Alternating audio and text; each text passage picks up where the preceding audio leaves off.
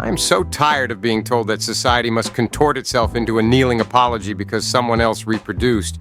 Everywhere I go, there's this invisible rule book written by parents who swear they made a personal choice right up until that choice inconveniences them. Then suddenly it's everyone's responsibility. The streets, the language, the internet, the workplace, the buses, the laws, the tone of public life.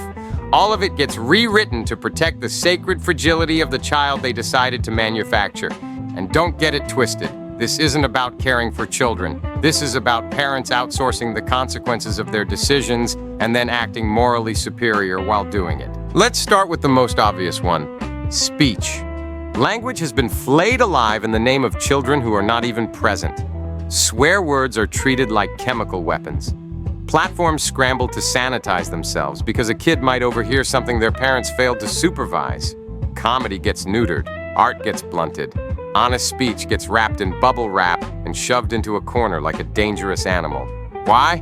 Because parents don't want to parent. They want the world to be pre-censored so they don't have to explain reality to their kid. They don't want to teach context, nuance, or resilience. They want a frictionless environment where nothing difficult ever happens, and if it does, it's someone else's fault.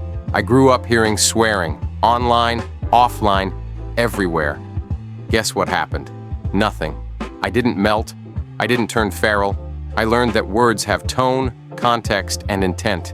Radical concept, I know. But now, an entire adult population is expected to speak like they're in a kindergarten classroom because someone somewhere decided to raw dog reality and keep the receipt. And it doesn't stop at speech. Public space itself has been colonized. Everywhere becomes family-friendly, which is just a euphemism for adults are no longer the default users of society. Cafes become daycare spillover zones. Libraries turn into indoor playgrounds. Breweries get high chairs. Bars host stroller meetups like it's normal to park a baby next to a tap handle. And if you object, you're the monster, not the parent dragging a screaming child into a space that was never designed for them. You're heartless. You hate children. You're antisocial. No, you're just not interested in living inside someone else's life choices. Then there's traffic. Oh, traffic. School zones that stretch for miles. Speed limits that drop to a crawl because children might be nearby. Streets redesigned not for efficiency, but for symbolic safety theater. And here's the thing nobody wants to say out loud. Children have always existed. Roads used to function anyway. The difference now is not danger. It's parental anxiety weaponized into policy. You didn't consent to driving like you're navigating a minefield because someone lets their kid wander near asphalt like a poorly coded NPC. But you're expected to comply, smile, and feel guilty for wanting to get where you're going without ritualized penance. Risk used to be managed by parents. Now it's socialized. And nowhere is this entitlement more naked than on public transit. You're on a bus, it's crowded, you're tired, you've paid your fare. Then enters the stroller. Massive, blocking aisles, occupying space meant for multiple people. And suddenly, the rules change. You must stand, you must move, you must yield, you must give up your seat, you must help lift the thing, you must tolerate the screaming, you must watch your language, you must adjust your posture, your volume, your existence. And if you don't, here comes the moral firing squad. Because now you're not just a commuter, you're a villain in a morality play starring some ignorant cunt with a baby stroller and a persecution complex. You're expected to stand up for her too. If someone bumps into the stroller, if the bus jolts, if reality intrudes, suddenly you're drafted as an auxiliary protector. Why? Why am I responsible for defending your reproductive decision in a moving metal tube? You chose this, not me. And let's talk about pregnancy worship while we're here. A pregnant woman can behave like an absolute menace in public and still be untouchable. Rude, demanding, aggressive, entitled, doesn't matter. She's pregnant, which means you must defer. Always. She cuts in line, pregnancy. She snaps at staff, pregnancy. She takes up space, time, air, and patience, pregnancy. There's this unspoken expectation that everyone else must form a human shield around her choices. As if gestation grants moral immunity.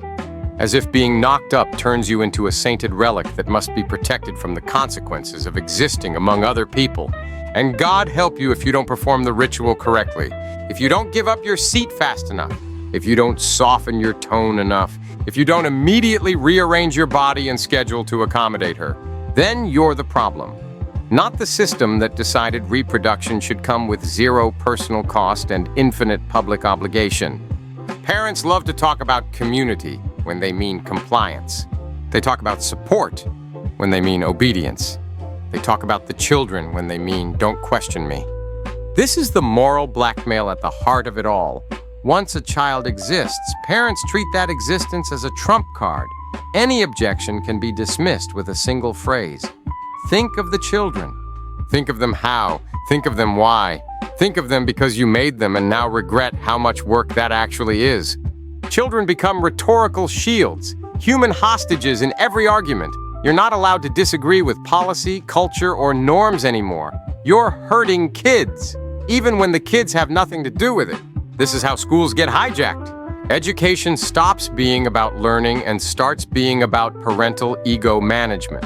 Curricula must reflect parental beliefs. History must be softened. Biology must be negotiated. Reality must pass through the feelings filter of people who cannot tolerate their child encountering an idea they didn't personally approve. Schools are no longer places of challenge. They're customer service desks for insecure adults who think discomfort equals harm. And then there's the economy. The endless subsidies, tax credits, incentives, handouts, bailouts, all framed as investments in the future.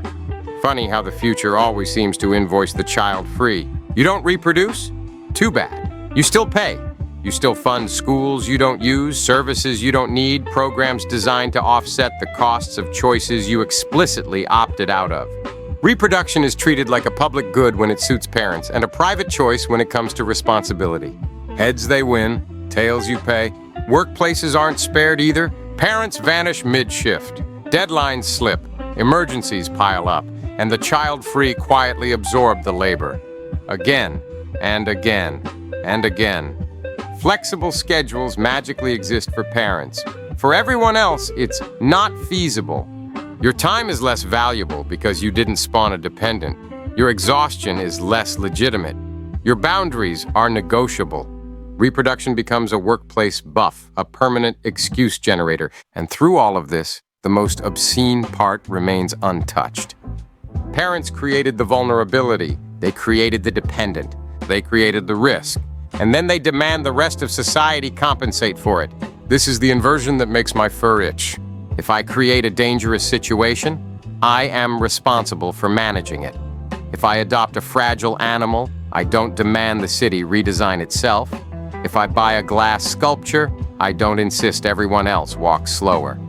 But create a human being, the most resource-intensive, fragile, disruptive thing imaginable. And suddenly it's everyone's problem. And don't misunderstand me. I'm not saying children deserve harm. I'm saying parents deserve responsibility, and those are not the same thing. The kid didn't consent to exist. That's true. But the answer is not to infantilize society indefinitely. The answer is for parents to accept that reproduction carries costs, limits, sacrifices, and trade-offs. For them, not for strangers. You don't get to turn public life into a padded cell because you're afraid of your own decision. You don't get to conscript everyone into your moral fantasy where children are sacred, parents are martyrs, and everyone else is an NPC meant to assist. And I am especially done with the demand for emotional performance, the forced smiles, the fake patience, the expectation that I must feel something profound when your baby exists near me. I don't. It's a baby. It cries. It shits. It needs things. That's not a miracle. That's biology on autopilot. Stop demanding awe. Stop demanding reverence. Stop demanding silence. If your worldview collapses because someone swore on the internet or didn't give up their seat fast enough, that's not society failing. That's you failing to cope with reality. Parents love to say the world isn't built for children. Correct. And it never was. It was built for people. Adults, functioning agents. Children were something parents managed within that world, not the axis around which everything rotated. What we're seeing now is not compassion, it's cultural hostage-taking. And the punchline is this: all this control, all this censorship, All this slowdown, all this moral pressure. It doesn't even work. Kids still grow up confused. Sheltered kids grow up brittle. Protected kids grow up unprepared. And eventually they hit reality anyway. Only now without the tools to navigate it. So congratulations. You've ruined public discourse, kneecapped adult life, and still failed at parenting. The universe does not owe you compliance because you reproduced. Society is not your nursery, and I, for one, am done pretending otherwise.